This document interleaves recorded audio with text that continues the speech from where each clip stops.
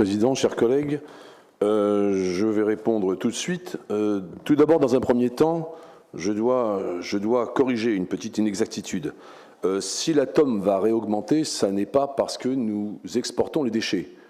L'augmentation due à l'exportation des déchets, c'était la première augmentation de l'atome en 2020. Celle que nous avons maintenant est une augmentation qui est due à l'inflation, à l'augmentation de la TGAP et au fait que nous n'ayons pas baissé les tonnages de déchets. La stratégie zéro déchet telle qu'elle avait été envisagée en début de mandat a prévu de baisser à horizon 2024 de 35 à 40 000 tonnes les déchets OMR. Elle n'a pas été mise en œuvre et par conséquent, notamment les 20 000 tonnes de déchets d'activité économique qui pouvaient être sortis sur une année ne l'ont pas été.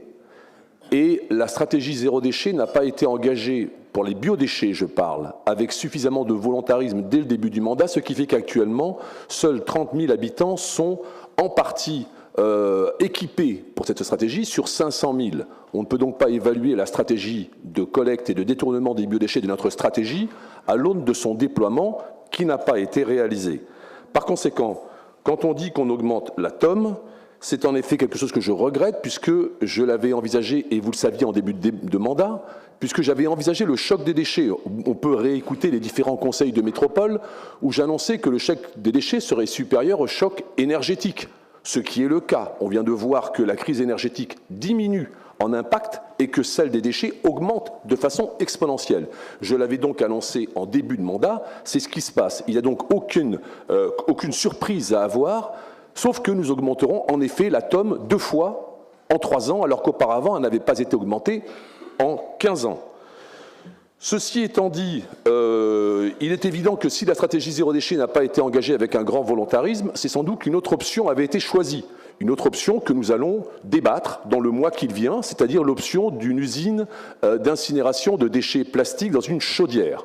Je rappelle que quand on fait une chaudière, c'est quand on veut récupérer et produire de l'énergie.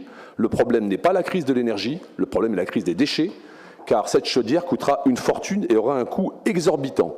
Le débat va s'ouvrir, donc je ne l'engage pas aujourd'hui. J'invite les maires, par contre, qui souhaitent entendre mon analyse de la situation à me recevoir. On n'a qu'un mois devant nous, avant le 19 mars. Je suis disposé à aller dans toutes les mairies et à aller répondre à toutes vos questions. Mais il y a une information très importante que je vais vous annoncer à l'heure où je vous parle. C'est un scoop, en fait. C'est que lors du dernier bureau municipal, j'ai annoncé que la filière CSR, celle que nous prétendons vouloir suivre, n'allait pas échapper à la taxe carbone. Eh bien, écoutez, je ne pensais pas que j'aurais raison aussi vite. Figurez-vous que l'Europe et la France viennent de décider d'imposer, avec une TGAP climat, la filière CSR à hauteur de 45 € la tonne pour commencer. Autrement dit, la branche déjà malade de la filière CSR vient de tomber. Je vous annonce donc la mort de la filière CSR au moment où je vous parle.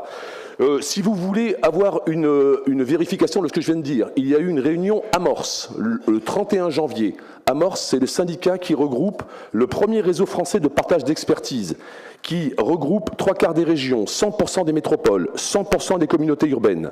Amorce s'est réuni et a décrété qu'il se détournait de la filière CSR. Amorce demande à l'État français 50 incinérateurs de plus. Nous avons actuellement 153 incinérateurs sur le territoire, mais Amorce ne demande pas du tout la filière CSR. Il s'en détourne devant les coûts exorbitants que cela va engager dans cette filière qui n'est absolument pas stabilisée. Et je dois préciser une autre chose, si on voulait une estocade à la filière CSR, c'est que l'appel à projet qui va sortir en mars, je vous en donne la primeur, il va sortir. C'était 100 millions d'euros pour aider ceux qui voulaient se lancer dans cette filière absurde de CSR. Eh bien, la métropole de Montpellier ne pourra pas y être éligible, car il faudra faire la chaudière dans les 3 ans. Il faut 5 à 7 ans pour faire une chaudière. Et donc, on n'aura aucune aide de l'État, on aura une taxe carbone, et je vous ajoute la TGAP qui va s'ajouter à la TGAP climat.